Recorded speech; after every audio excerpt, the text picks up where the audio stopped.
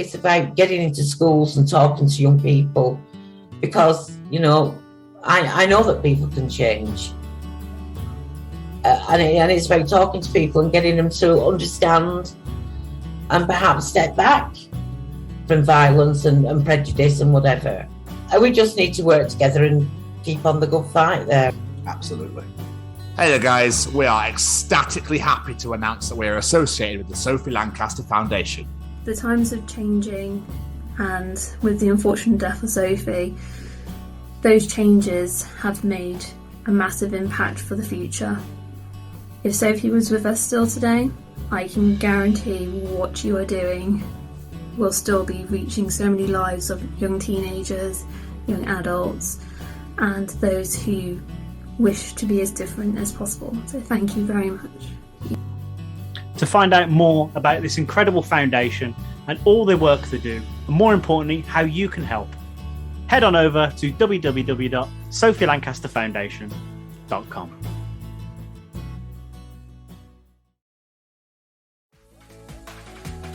Hey Jamie, do you like being cozy?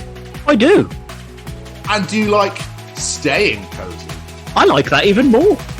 Then just heading over to www.staycozyclothing.com, where you can find hoodies, tees, sweaters, and much, much more.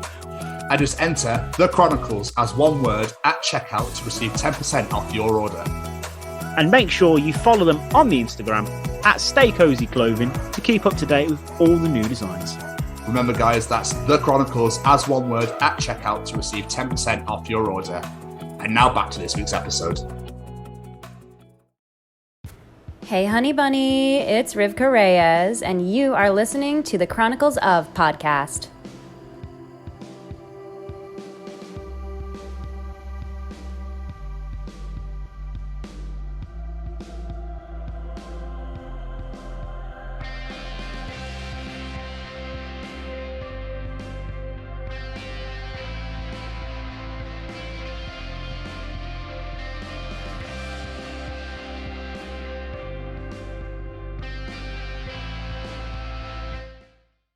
Well, conduct a science experiment with my ass, boys. Welcome to hashtag WBW, Way Back Wednesday. And these are the Chronicles of David Fielding. Why David this week, Jamie? Why David this week? Because Friday we are giving you the Chronicles of Little Nell Campbell, a favourite of mine from when I was a child. And do you know what else is a favourite of mine from when I was a child? Fucking Power Rangers, baby. And this man here, David Fielding, was Zordon. He was. This is quite a cool interview, actually. It's one of those where you're like desperate to get somebody from something that you love. Then you end up getting David Fielding and Ron Wasserman in the space of like 2 months. And it's like, oh, that's pretty sweet. But yes, we're throwing back to David Fielding this week. Obviously, as Jamie just announced, played Zordon in the Mighty Morphin Power Rangers for a day. Yes. And then ended up being in the entire 3 series. Go figure, hey? Quite insane when you think about it, isn't it? It's great. It's so great. But yeah, this was a great interview. I really enjoyed this one very much. And obviously, David is also an author. So I believe the book is called Glims. Yes. Yes. And I believe there's a second one coming out. It might already be out. But for some reason, you can't purchase in the UK, which is quite frustrating. Yeah, it is a little bit frustrating, but you can find it. I've no doubt there are ways using the internet to find these things.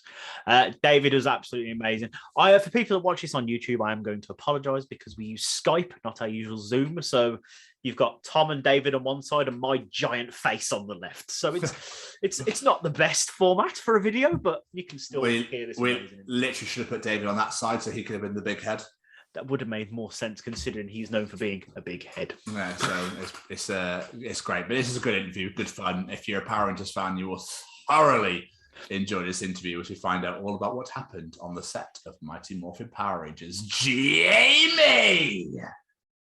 Any final words? Just a massive thank you to David. We had so much fun talking to him. It was awesome. Just to humour that little child inside of us all. It was beautiful. And just the fact that we got a nice little voiceover right at the end of the interview. Delicious. Ladies and gentlemen, these are the Chronicles of David Fielding. Can you see me? Yes. Yes. Okay. Awesome. Tommy, you there? Yeah, sorry, I'm here. Sorry. It's because you were all having a conversation with yourself. Didn't want to start jumping in, so apologies. I love the fact that you're wearing that shirt. That's awesome. Well, this one? Yes. Are you a Steelers fan yourself, sir? Well, I wouldn't say I was a fan, but I spent a great deal of time in Pittsburgh, and I really enjoy the city. So there you go. Well, we're off to a flyer. This is going to be a great interview, David. You're already a hero to me. Yeah. Jamie, would you like to take us away, sir? Yeah, I was going to say, David, what I normally do is do a little intro, and then we just crack on with the interview, ask a bunch of questions. Yeah, sounds good. Sounds good to you? Wonderful. Right. Ladies and gents, today's guest brought to life one of the most iconic characters of all time, as far as I'm concerned. If it wasn't for the immortal words, Alpha, Rita's escaped, recruiter, team of teenagers with attitudes, we wouldn't have the coolest kids show ever made. Here to tell the story about the amazing Zordon of Eltar. Welcome to the show, Mr. David Fielding. Oh, Thank you for having me. Thank you. thank you so much for coming on, my friend. Oh, you bet. So, David, first and foremost, how's your year been? It has been a year. 2020 is definitely one of those things that's going to go in the record books. I mean, it has just been crazy. COVID aside, I mean, there's just been so many different things happening this year that are just, it's just like one right after the other. You think everything's going to like be calm and then something else happens, and it's just been crazy. But yeah. Doing our best over here. So it's almost like you expect dinosaurs to make a return in December, don't you? right. Did you manage to? Did you learn anything new? Did you teach yourself anything, like learn a language or? No, but I have spent a great deal amount of my time working on my novels. So I hope I've used my time constructively. But again, there's always the that I didn't. I wasted a lot of time too. I mean, I play video games and stuff, and I spent far too much time playing Red Dead Redemption and other things. But I've kept myself sane, put it that way. Yeah. I mean, I wouldn't call playing Red Dead Redemption a waste of time, to be honest with you. I'd call that definitely productive. Yeah. Well, I got to maintain my daily streak. I got to have my streak. I'm pretty close to cracking the 300 mark, so I gotta keep playing. Wow. Yeah. It's incredible. 2020's best year you've spent, I think, there, to be fair. Yeah. Wonderful. So take us back to the start. Where did the desire to start acting come from with you? Oh, wow. Well, I mean, I guess I've always been sort of a creative-minded individual. When I would read comic books as a kid, my father was in the Air Force, and one of the things that he brought home for my brother and sister and I to play with was a parachute. And I would take that parachute and I would make a curtain out of it, and I would act out my comic books for my parents. I would make them sit in the carport while I acted out my favorite scene from comic books. And I kind of grew out of that as I got a little older. And in junior high, I think it was, I signed up for drama class, and I was going to be in the school's production of You're a Good Man, Charlie Brown. That year they were going to do a Charlie Brown show, but for whatever reason the schedule got flipped, and when it came time to sign up for drama again, I chickened out and backed out. But I got back into it in high school, so the urge to act, to be a performer was always sort of there, but I didn't get my first taste for it until high school. And once I was up on stage, and once I heard the applause and the audience reaction for the first time, I was pretty hooked. So, yeah. I think, why did you back out in junior?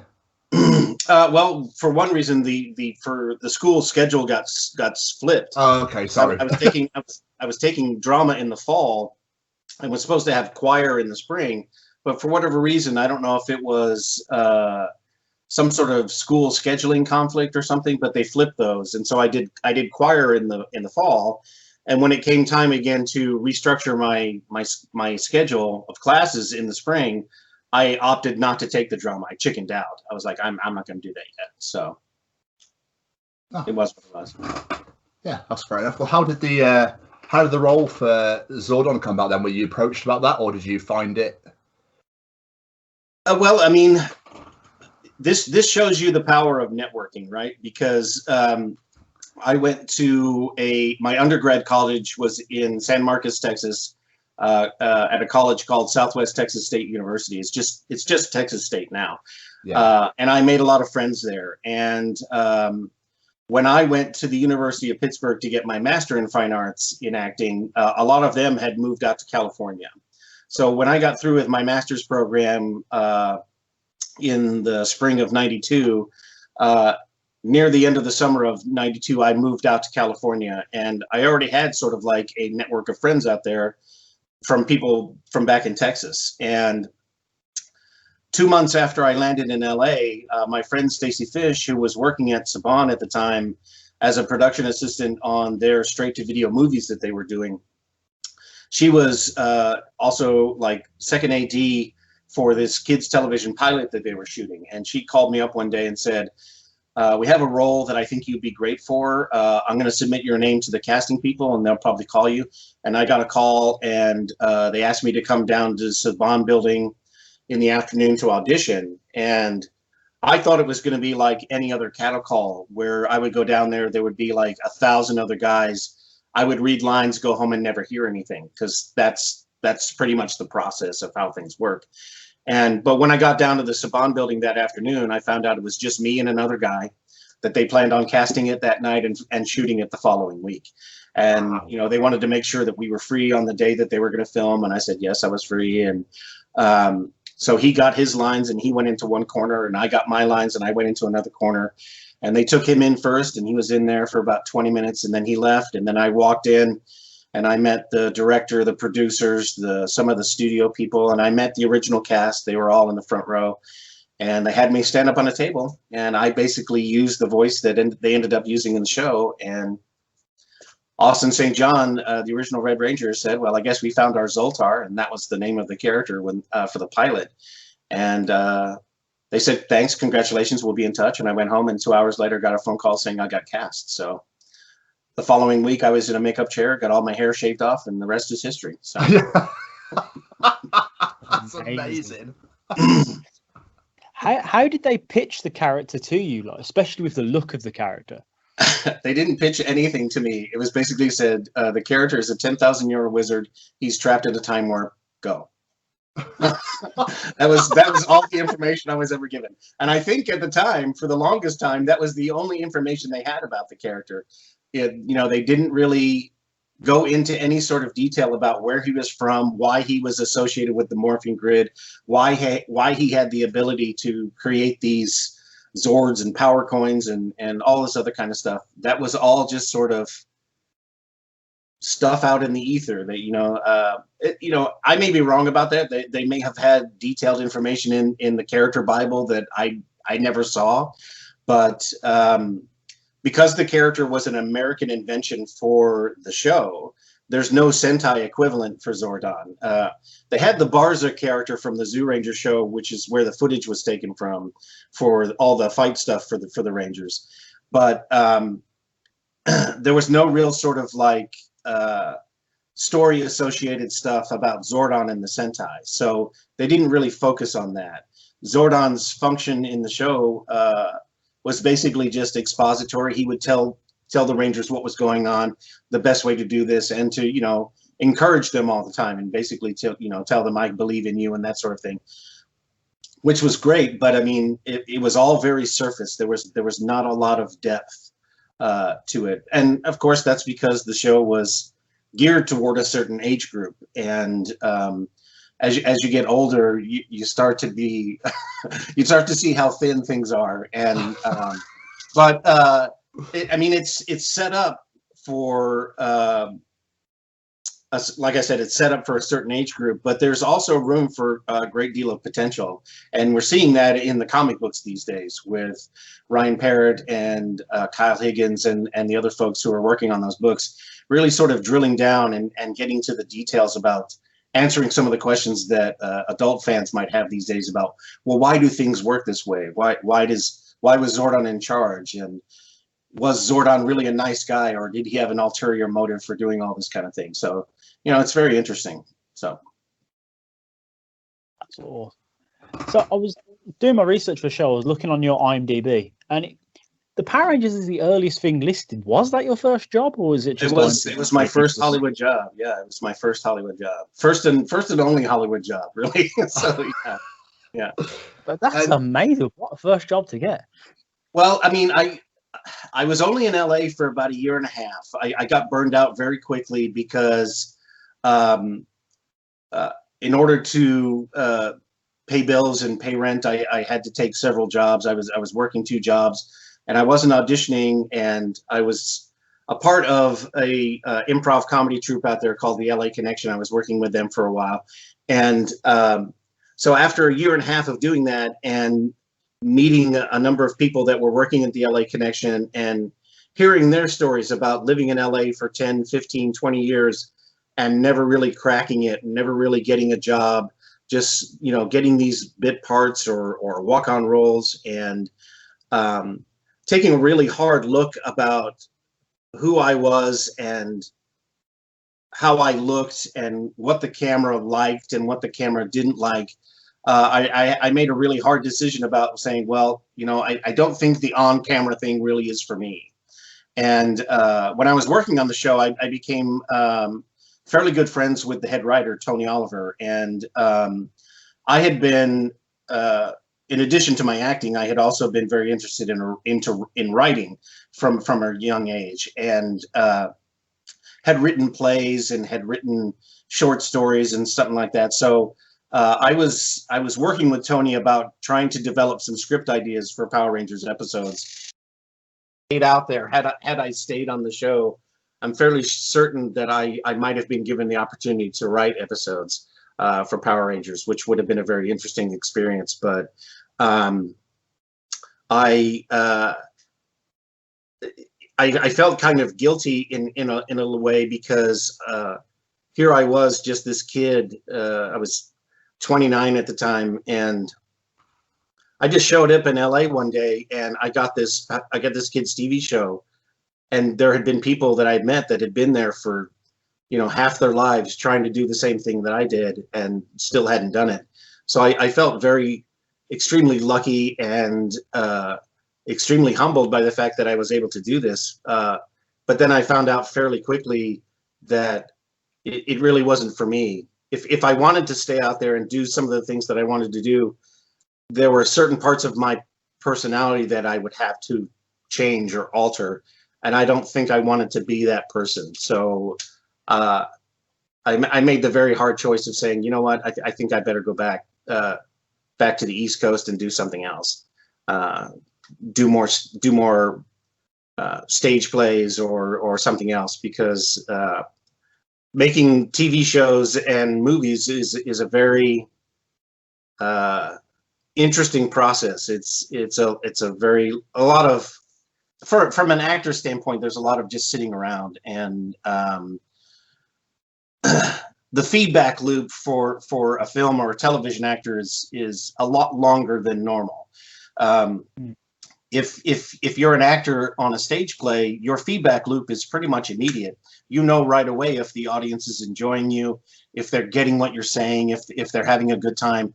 But like for Power Rangers, for example, we filmed the pilot in October of '92, but it didn't air until August of 1993. So that's a very long time for it to sort of like get back to you to figure out, is this something that people are going to like? So that was also something very interesting that I had to get to deal with. And I don't know if it's I wouldn't say it's ADD per se, but there is a great need to have that feedback a little bit faster for me. or whatever. But Yeah. again, each individual is different. Had I been filming every week like the rest of the cast, it might have been a completely different experience for me. But because they only filmed my character one time and made the decision to recycle that footage for the episodes, and I would just go in to do voices, I was only going in to be a part of the show like every 5 or 6 weeks. Whenever they had like 3 or 4 episodes ready to go, that's when they would bring me in to do voices, and I would do 3 or 4 voices, 3 or 4 episodes worth of voice at one time. And then they would say, okay, well, we'll call you when we have the next batch ready. And then I would go away. And so I was a part of the show, but I felt very much like Zordon. I was very disconnected. I was very separated from everybody else. And so I think that was a big factor into me making the decision to be like, you know what, I think I'll pass on this. It didn't have anything to do with the fact that I thought the show was crappy or that I was treated unwell. I was treated very well while I was there, but I just felt very much like I could have been replaceable, and I was very well very soon. I mean, they continued to use my face as throughout the life of the character, but they found Robert Manahan very quickly, and he just took over, and that was that. And for them, it was cost effective for them because it was like, okay, whatever, we can replace you, because I really was a nobody. I was just some guy that was out there that was trying to become an actor. Oh, you've just answered about 4 questions in one answer there. Yeah. sorry about that. It's over. Because I was going to say, like, obviously, I wondered if you were actually there acting, or if you'd been there for like one part to do the. I assume you weren't in a tube. No, I was basically in like what was like a barber chair, and I had been slathered with green latex paint, and they had a big green screen behind me. So the only thing that showed up on the film was my head, and they would take that footage and then they would insert it into the footage of the command center, and they would add like a watery blue filter over it so that he looked like he was wavering or he was in a time warp or whatever. So that was all done post-production. I wasn't in a tube on set or anything like that. I mean, the poor guys that were in the command center every week filming the episodes, they were just talking to a tennis ball on the wall. I wasn't even there. And they had some poor PA off on the side reading Zordon's lines, very Rangers, go to the command center. I mean, and that's very hard for them to try to act against because they were there the day that we filmed, and we had a very good exchange back and forth about them being able to react to me. I was able to react to them, and I think we did a really good job for that pilot episode. So wonderful. Were you ever really on the set then? Obviously, I know when you filmed your parts, you weren't. But no, I did get a chance to visit the Juice Bar set, but I think they were all either filming out in the park and doing some fight scenes while I was there. But I got to walk through the Juice Bar. I got to see that, and that was pretty cool. But there were no cameras. There was nobody there. I was like, oh man, maybe Zordon can pour himself a drink or something.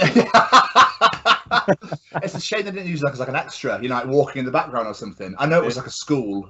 Yeah. But you could have been like that would have been a super awesome Easter egg if people had been like, oh, he's there. Yeah, exactly. It could have helped Ernie out or something. Ernie's new assistant. So, were you expecting the show to be as popular as it was when it started?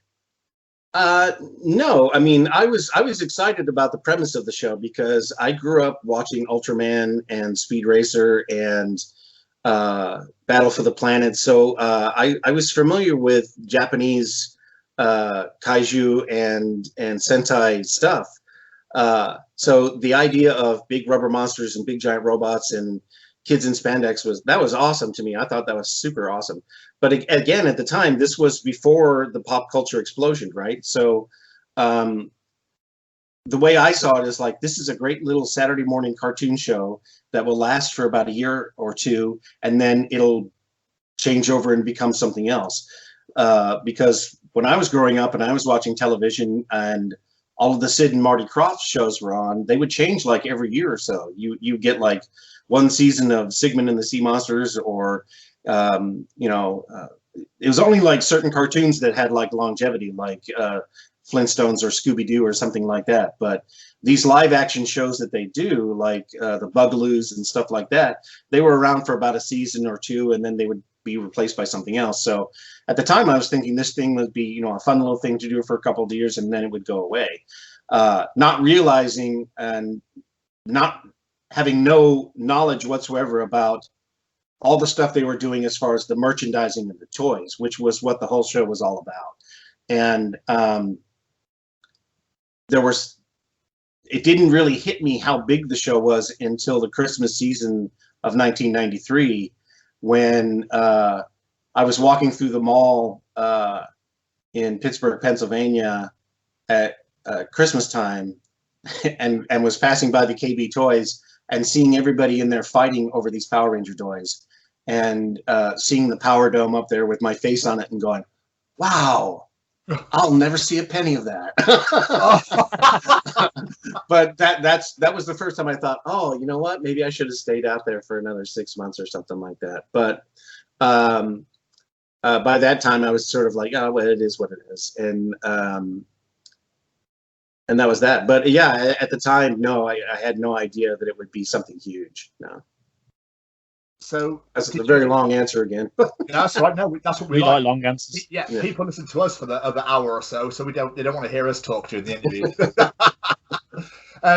So did you have to sign off on your likeness then for the other series, and to them to use your face? Yeah, the contract that I signed, the day player contract, was pretty ironclad. Pretty. There was a lawyer that looked at it and said, "Well, sorry, buddy," because there was a certain phrase that they used in the contract, which was in perpetuity throughout the known universe, meaning that I would have to journey out beyond Pluto to even like try to file a lawsuit or something like that. But so they owned all the footage that they shot of that day, which is one of the reasons why the show was very cheap for them to produce. It was a non-union show, meaning that there were no residuals for the actors for the first couple of years that the show was shot. When you understand how much money they made in that first year from the merchandising and the toys, you think, wow, they really built this thing on a shoestring and made out like bandits on that thing. And more power to them. I mean, that's the way the cookie crumbles or whatever. But from an actor standpoint, it really kind of sucked, because it was, here I was on the screen, my name flashes across the screen, I was up there, and there was nothing I could do about it, or nothing that I really tried to do about it, because I understood how the game worked. It was like, well, that's welcome to Hollywood. That's how things work. So, bless you. Now that would explain why you weren't in the movie then in '96. Yeah, because I had moved out of Los Angeles. They had called me when they were going to produce the film in Los Angeles, because I think it would have been okay for them to fly me back out for it. But when they made the decision to film in Australia, because it was non-union in Australia, they decided to cast a local down there, which again they would get for cheaper, which is why Zordon looks different in the movie than he does in the TV show. Yeah. Oh, okay. So obviously you said that it was all filmed in that one day, but did you ever need to go back to film things at all, or was it literally all stock footage of that one day? It's all stock footage from that one day. If you notice in later seasons, the character does not move very much at all. He's very static.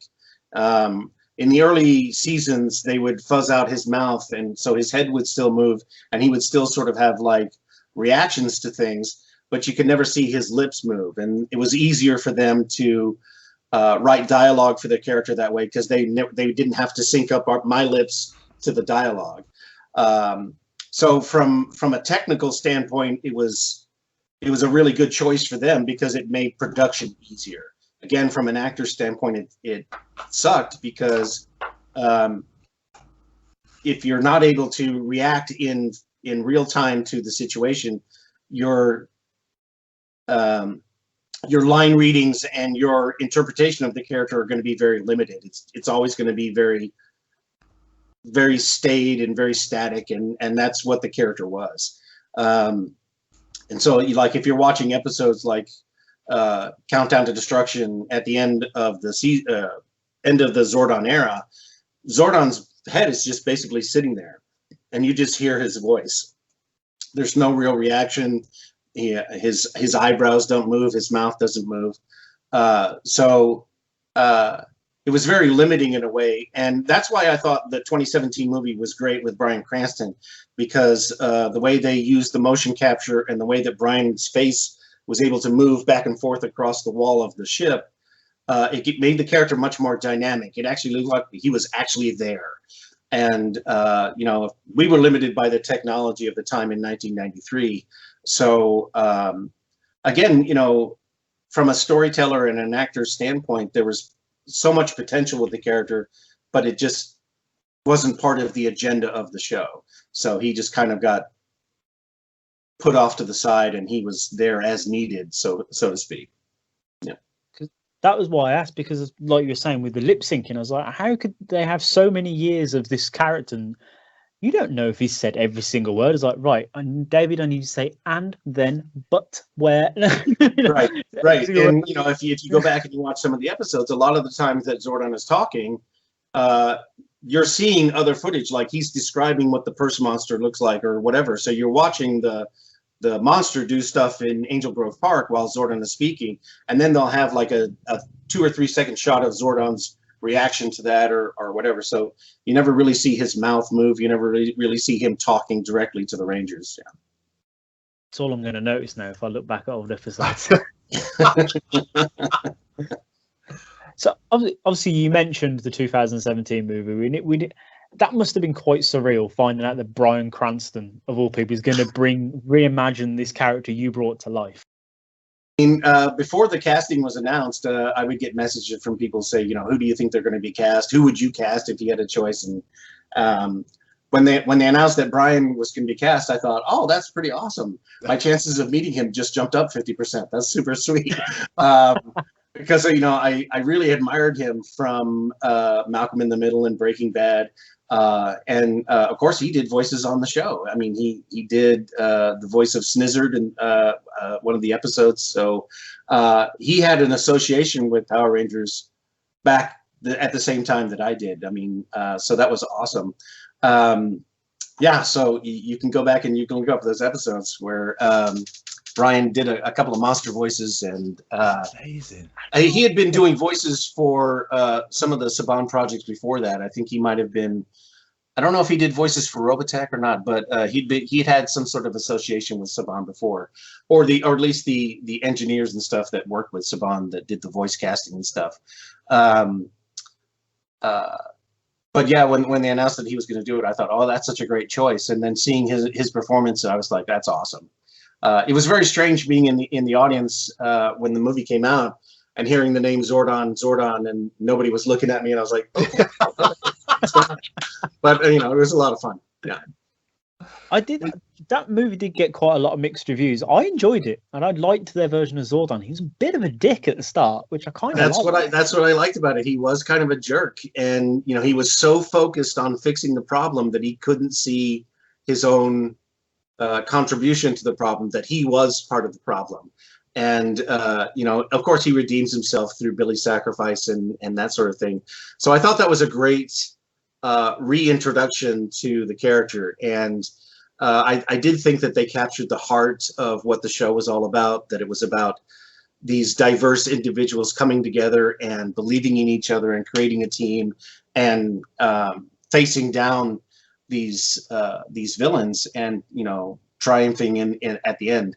So I think they captured the heart of it, but I just think that there were a few missteps that didn't connect with the old fans as opposed to like the new fans. Like Austin St. John and I have done quite a number of conventions together and Q&As together, and we both agree that man, the Zords back on the show were so much bigger, and they looked more iconic. You saw them and you understood what they were. The designs for the Zords in the 2017 movie might have been a little bit too alien for us. And both Austin and I were like, man, we miss Goldar. We miss our big golden monkey. The big gold monstrosity that they had in the movie was like, that's not Goldar. It wasn't. No. Yeah. Were you approached about a cameo? Because I know Jason David Frank and Amy Jo Johnston were in the movie, but were you approached about a cameo appearance at all? No, and I think that was sort of again one of those missteps that the producers made, that they could have included more of the original cast in these small cameo roles. I mean, if I'd been the owner of the Krispy Kreme and I'd been sweeping up or something like that, I didn't have. I mean, just like Amy and JDF, they didn't have any lines. You just saw them. If I had been the owner of the Krispy Kreme, or if Karen Ashley had been Billy's mom or something like that, I think that would have been those little hooks that would have really appealed to the fans of the original show. You know, for them to be able to point and look and go, oh, it's them. Oh, that would have been fun. But again, studios make decisions based on, who knows? I don't know, a magic 8-ball or some sort of marketing data or whatever. And, it all comes down to what they think are the choices that are going to give them the best return on their investment. And again, it's like the stock market. Who knows how that works? I mean, it's just craziness sometimes. But what can you do? Because they're rebooting it again, aren't they? The movie, they're doing another one. I believe Hasbro has plans to, and they just hired somebody to. Shoot, I can't remember his name. But he's going to be sort of rebooting the franchise, rebooting the universe, including possibly an animated version of Power Rangers, which would be a great opportunity for them to bring back the original actors to voice some of the parts and stuff. Yes, please. In 2018 at Power Morphicon, I had a chance to participate in a live read of Kyle Hagen's Shattered Grid comic book. And that was such a super great experience to actually have all of the voices on the table at the same time, reading it for the audience. And it was the first time in 27 years that Barbara and I were Zordon and Narita in the same room together. And it was just really great. I mean, you can watch it out on YouTube. It's a great little thing. Sweet. But I mean, for me, that just proved, that the audience would be hungry for an animated version with the original voices. Again, just a way to sort of expand the universe in a way. Well, let's hope that comes up. Did I read that you came back to do the voice for the video game that came out last year? Yeah, Battle for the Grid. Yeah, I went out, and because Kyle Higgins was hired by them to sort of massage his Shattered Grid storyline into sort of like the single player game, he brought several of the original actors back to voice their characters. So I did come back and did another take on Zordon's speech about trying to unite the Rangers from different dimensions together to fight and stuff. So, and I also got to do the voice of the Blue Xenozoic Ranger. So I actually got to be a Power Ranger. Oh wow, that's awesome! Yeah.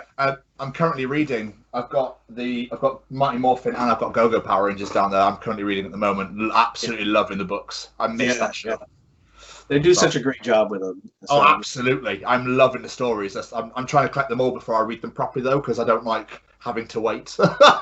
Yeah, and I love the art. The guys that they get to do the art and the covers and stuff, they're just so dynamic and so they pop. You know what I mean? And yes.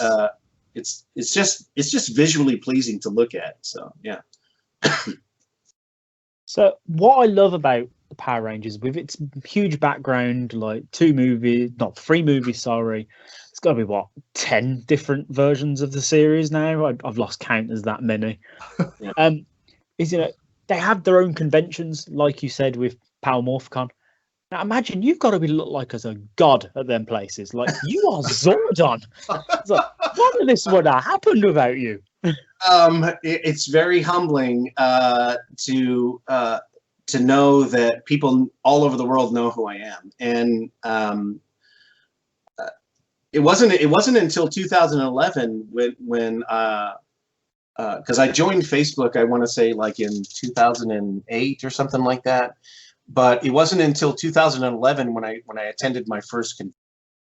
And I went to a convention in Pittsburgh called TekkaShoCon, which was basically a anime manga convention. And because Power Rangers was sort of based on that kind of thing, I was invited as a guest.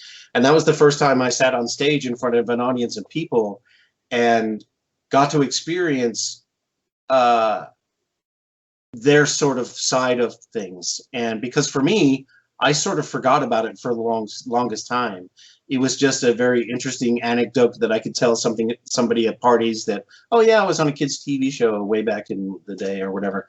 But it really brought it home to me that the power of the storytelling and what it meant to kids who were watching the show back in the day. Some of these kids who came from broken homes or were having a really tough time at school or were dealing with bullies and stuff like that, they had this show to go home and take comfort from, or to make them feel better about themselves, or to teach them a lesson, or to inspire them to get into martial arts, or to be much more heroic in their own lives. I mean, we've met so many people over the years that grew up to be EMTs and doctors and firemen and policemen people who actually put their lives on the front line to help other people every day. And so to know that we were a positive influence in that way is super, super humbling. I mean, it's one of the things I'm most proud about of my life is that I was, in some small way, able to touch different lives and sort of lift them up in a little way and make things better in the world. And again, in this time, in this day and age, in the year 2020, who doesn't need to be lifted up, right? I mean, well, exactly. If you turn on Power Rangers and it makes you feel good and it makes you remember what your childhood was like, and you forget about everything for half an hour and just giggle about how silly and stupid the show is, and or just really enjoy the fight sequences or whatever, that's great. That's fantastic. I mean, that's all of the things that have been inspired by the show. There are so many different fan projects and the cosplay and people who have put so much creative energy into paying homage to the show that they loved. I mean, that's priceless, that's pure gold. So, I mean, I forget what the original question was, but I mean, it's a very humbling experience. And I don't really think of myself as a god. And I try to discourage people from calling me that or referring to me that way, because I mean, so many gods have feet of clay and they topple over very easily. So I'd much rather be an approachable type of chubby little Buddha character that you could just come up and throw your arm around and said, "Hey man, let's have a tea together," or something like that. And I try to be as approachable as possible, without being, as long as things don't get too overwhelming or whatever. I'm an introvert at heart, and I like my space. So I mean, yeah. I mean, conventions are always fun, and when we do Ranger Stop or Power Morphicon, which are very Ranger specific conventions, the fan base is such a great community. They're always fun to be around, and to see their little groups of friends sitting there talking about details and enjoying getting to know one another because of the show. I mean, that's very heartwarming and awesome. So, well, if you're ever allowed back into the UK, then I'll definitely be down there to come and see you. Well, I'd love to. I mean, I have family over there. My mother is English, and she grew up in the Ipswich area. Oh yeah, over there, and I visited in the early '90s, and I was in Ireland in 2016, I think it was, So I'm hoping to get over there at some point. So yeah, I mean, I would love to, but again, we have to wait for everything to calm down and be safe. Yeah, that kind of stuff. So. When you were referring to the kids who used to get bullied, I was one of those children that used to get bullied a lot in my past, and I've always confided in Billy, in David Yost. Yeah, huge. Like, everyone was always either Jason or Tommy, and I was always Billy. I absolutely loved him. I was mesmerized by him. The words he came out with, just everything about him. Really, I found a lot of inspiration from him, and I found him. What's the word I'm looking for? Like, I found comfort in him, basically. Yeah. I mean, people always ask me who my favorite Ranger is, and of course, I don't have a favorite Ranger. I don't think Zordon would have a favorite Ranger. He would try to see all of the Rangers as equals, and they're all worthy of wearing the mantle of Ranger. But I myself identified with David's character because, like him, I grew up and I was very nerdy. I had glasses. My favorite dinosaur was the Triceratops. So, wow. I identified with Billy. I mean, the color blue was awesome. And I just think they're all great. I mean, Jason's helmet design, the Tyrannosaurus, I think is super awesome. But when people ask me who's my favorite Ranger, I say, well, I don't have one, but I always identify with Billy because I grew up in similar circumstances. I wasn't terribly bullied, but I had experiences of being bullied, but not to the extent that Billy's character was. But yeah. Well, yeah. It's good because, like Tom was saying, he went to Power Rangers when he was bullied as a kid. I was the exact same. I didn't have many friends when I was a kid. If my mom felt the need to punish me for something, it was, you're not allowed to watch the Power Rangers. And that broke my heart. Yeah. But still, to this day, if I'm having a really crappy day and I just want to chill out and cheer myself up, I'll go on Netflix and I'll load up Day of the Dumpster and I'll be like, this is good. Life's good now. I've got the Power Rangers. It's all good. I mean, that guitar kicks in and it's the best thing ever, man. Absolutely. How have we not mentioned that yet? That's a damn good point. Yeah, I mean, there were so many factors coming together at the right time. They really captured lightning in a bottle because that rock and roll soundtrack, Ron Wasserman's music, is such a big part of the success of the show. When that theme kicks in, you're ready to stand up and take that martial arts pose, and you're ready to go to battle. So, yeah, exactly. Yeah. Love it. Love this. It was so hard to find. Yeah. Sorry, I couldn't help myself. I do apologize. So before we move on to something, I just wanted to ask you about Glims and the Order. We spoke about the Power Rangers. Let's talk about what's coming up, what's going on with you now. So there's not a whole lot of information about the Order. It's still like in production. Karen is working really hard to try to get it pitched as a series. So that's basically the only information I have about the Order at this point. We're still trying to get it made. We're still working. This year, of course, things have been a little bit difficult because things have slowed down to a crawl because not a whole lot of people are producing stuff right now. But Karen is working really hard to try to get it pitched as a TV series. But that's the only information I have about the Order right now. Yes. Karen Ashley is in Yellow Ranger. I'm sorry? And that's Karen Ashley is in the Yellow Ranger. Yeah, the second Yellow Ranger. Yes. Yeah. I just wanted to say that I love the fact that you've got most of the original Power Rangers cast in the Order, I noticed. Yeah. So, like, Austin St. John's there, David Yost there, Walter Jones is there, and I forget his name, but he played Bulk. Paul Schreier. Yeah, Paul Schreier, that's it. Yeah, absolutely incredible. I just love the fact that he's on there. In my opinion, Paul Schreier and Jason Narvi, Bulk and Skull, are the heart and soul of Power Rangers. If you didn't have those guys, again, it's one of those factors that makes the show what it is.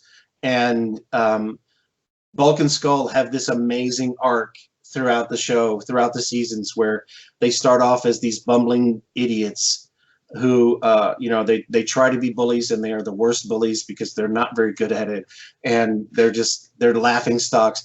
But by the end of it, They are heroes in their own right. They lead the charge fighting against everything. So they become very heroic. And I think that's such an amazing arc.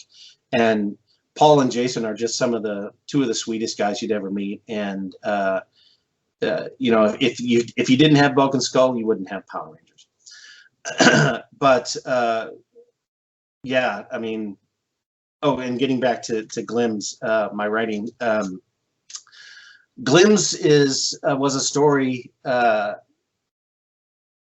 I centered around a character that I came up with by the name of Lincoln Bright. Lincoln is an attuned, meaning that he sees and hears things that other people don't. As an author, you want to come up with stories that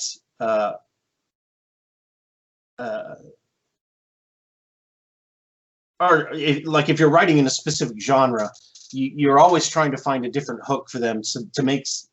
It has to be familiar for people if they want to read it, but it also has to have a little new spin on it in order to keep them interested. So I was sitting there trying to think, well, I want to write a ghost story, but I don't want to talk about ghosts because everything under the sun has already been written about ghosts. There's ghost hunters on TV. There's, different types of ghost movies that are always being made. So I tried to come up with a different language in order to describe what ghosts might be for this character, phantoms or spirits or whatever term you want to use. And that's what glims are. Glims are Lincoln's term for these nasty, awful, terrible entities that stay behind after somebody passes away. In Lincoln's world, whenever somebody passes away, we all generate a glim. But most of those glims disappear within a few seconds or a few minutes because they understand that they're not supposed to be here and they just dissipate, they disappear. But all of the bad stuff in life, all of the crimes you might commit or all of the negative emotions that you might be holding onto your life, sometimes that stays behind and that stuff manifests into these terrible entities that then begin to pick away at the fabric of reality. What he calls stitching. They stitch a hole in the world. And if they stitch a big enough hole in the world, something else that lives on the other side is going to come through. And those are the things from the other side that come through. He calls the dead. And they are these alien entities that are ravenous and hungry and simply live to consume. And Lincoln has taken upon himself to sort of try to stop these glims wherever they might manifest and to take care of them, to get rid of them. So that's what glims is all about.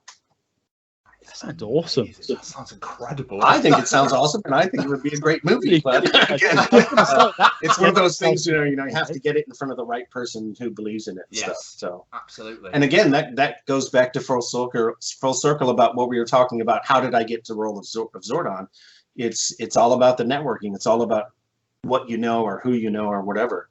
And so, if you talk to any celebrity or any film star or something like that, they're all going to have a similar story about there's that one person who opened a door for them or who went to bat for them. And I think that's a very important element of your success as an artist, is that you have to have somebody who believes in you and says, you need to take a chance on this. And so I'm just keeping my fingers crossed that somebody out there will read it and go, you know what, I'm going to take a chance on this. So. Is Glims available in the UK? Yeah, it's available right now on the Barnes & Noble website. You should be able to purchase it. Wonderful, thank you. Yeah, I'll do that. I can send you guys a link when we get off here. And yes, please. Yep. That'd be wonderful. Thank you, David. It should be on Amazon soon. I'm supposed to be getting like a hard copy of the hardcover, but again, because of COVID, things are moving much more slowly. Book 2 in the Lincoln Bright series, Gaunts, will be out next February, and right now I'm working on Book 3, Gifts. So wonderful! I'm excited now. Thank you. Right, we've got some fan submitted questions. Before I move on to Tom, did you have any other questions you wanted to ask? No, I just want to say, David, thank you so much for doing this. You're an absolute My pleasure. My pleasure. Really enjoyed it. It's amazing that we have this technology that you guys are 6 hours ahead and we're talking in real time. So that's It is. So we when we do these interviews, we like to put it out to our listeners. If anyone's got any questions, we've had a couple come forward. Bruce wants to know, how much interaction did you have with the cast? In the original filming, not much. I mean, I met them the day I auditioned, and the day we filmed, of course, we traded lines back and forth, but we never had a chance to like hang out or go to lunch or anything like that. Things were, the day that we filmed my character was the very last thing that they filmed for the pilot. And they had been filming for a number of weeks, and the director and most of the crew were sick. So they were a good ways away from me because they didn't want to like get me infected or anything like that. So, and because there were a lot of bright lights the day that we filmed, all of the original cast that would stand there delivering the lines, they were just shadows to me.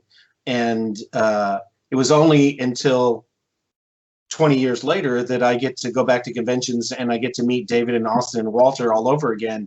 And it was like not a day had passed. They go, "Oh yeah, of course we remember you. Yeah, yeah. They shaved your hair off." And so yeah, it was. But at the time, we had very little interaction, unfortunately. So yeah. So, obviously you said that you stepped away. Oh, am I breaking up? No, you're okay.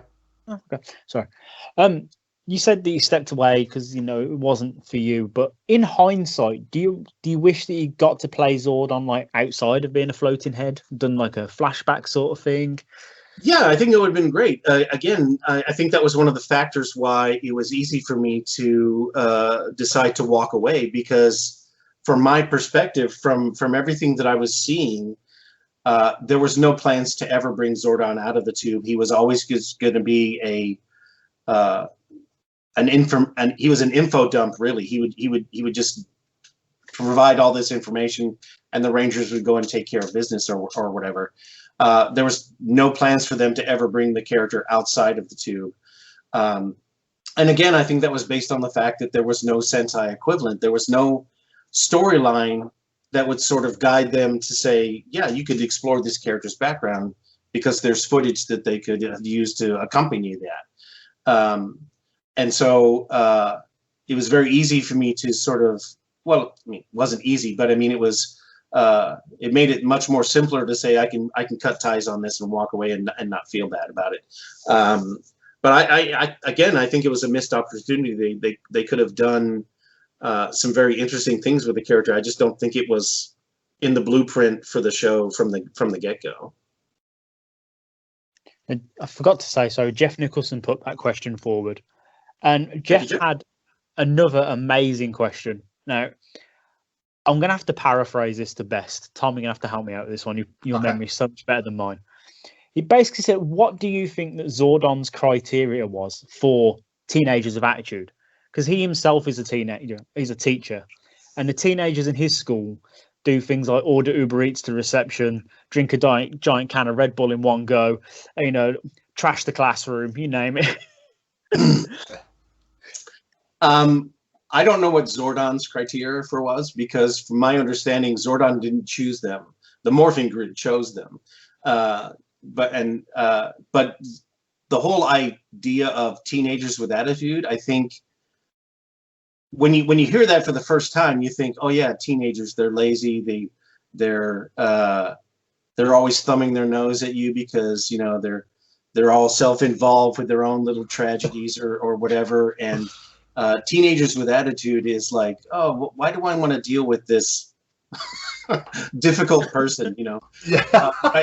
But I've always looked at it as that the teenagers with attitude is exactly what Kimberly says. We're just not going to back down. That these are the guys who are going to stand up in the fight, and they're going to continue to fight until they win. And so that's what the attitude is that the Power Rangers are here, they're here to stay, and they're not going to back down. That's wonderful. Absolutely glorious. Beautiful. Well, that's why I'm Zordon, right? So. Exactly. The last one of these we got from Simon Mitchell. is how many different voices did you try before settling on the one that you chose for Zordon? That was the voice. When I went in for the audition, I could, because the room that we were in was, I mean, it was a large lobby sort of area, but I could still hear the other actor trying his vocal interpretation of the lines, and he went in a completely opposite direction than I did. He was trying for much more of a wizard type voice. He was like, Power Rangers, I want you to come in here and, here are your power coins. And I was thinking to myself, not really sure that's the angle they're going for. Imagine that in Alpha 5. Oh. Yeah, I mean, when I was told that the character was a 10,000-year-old wizard and he was trapped in a time warp, one of the things that immediately popped into my head was I was a big fan of Greek mythology when I was growing up. And I loved the stories of these ancient Greek heroes and this group of gods that would live up on high. So the image that immediately popped into my head was Zeus, that there would be this all-powerful, all-knowing, benevolent deity, even though in the Greek myths Zeus is not benevolent at all. But that's what I had in my mind, that it would be a much more deeper, resonant, more father-like tone rather than this sort of like bizarre wizard type character who was trying to change things in the universe or whatever. So I went in with one voice, and that was the voice they chose. So I didn't try. I mean, over the years I've always fantasized what it would have been like if Arnold Schwarzenegger had been Zordon or something like that. It would have been very interesting to do different types of cakes on the character. It would have been very, very funny. But maybe Christopher Walken step in, Zordon, take it out. It's crazy, So good. Here's Zordon doing a Christopher Walken impression. Yeah. The command center is wonderful. Alpha, sweep up because guests are coming over. Do it. Clean it. Wrap it up. Let's go. More cowbell. Maybe we'll do that if a cartoon ever gets done. We'll do that. We'll do the outtakes or whatever. But yes, please. That's a wonderful idea. Can you still do the voice? USUK Chronicles. May the power protect you. Oh. Absolutely amazing. My mind just exploded then. That was absolutely glorious. Oh, that's my new ringtone. That's sorted. David, thank you so much. Before we get out of here, anything you want to plug, social media, websites, whatever. Anything. Yeah, I mean, you can find me on Twitter at David J. Fielding, Instagram, DJ Fielding _Zordon. If you do a search for Zordon on Facebook, my Zordon page should pop up. If you like ghost stories, if you like paranormal urban fantasies, please check out my book, Glimpse. I think it's a great story. I think you'll enjoy the character. And that's about it. David, thank you so much, It's been my an friend. absolute honor. My pleasure. My pleasure. Glad to meet you guys. Yeah, you too. I hope you enjoy the rest of your day and stay safe. Will do. Thank you, Thank sir. you very much, my friend. Take care. Take care. Bye-bye. Bye-bye. Hey there, I'm Frank Guglielmelli, and I'm the narrator for the audio drama Feed, featuring such audio dramas as Bounty Hunters, Marty and Mars, Val Toby, and so much more. You can find all of these wonderful programs on Spotify or wherever you listen to podcasts. Or you can go to our website at www.audiodramafeed.com. We are thrilled to be affiliated with the Chronicles of Podcast with Tom and Jamie.